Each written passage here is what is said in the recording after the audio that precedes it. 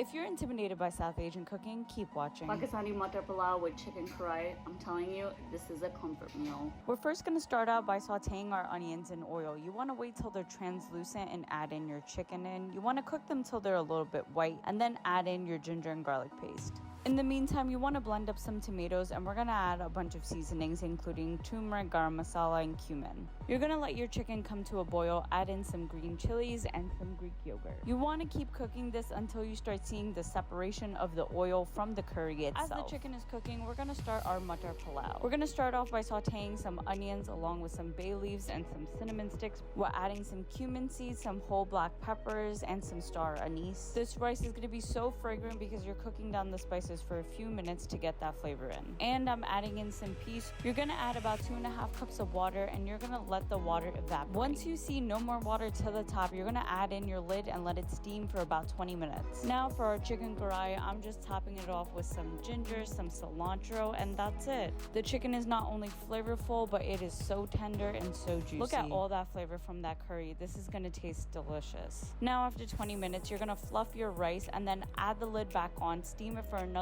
additional 5 minutes. Once those 5 minutes are done, your rice is ready to go. You gotta get a little bit of the chicken, a little bit of the pulao.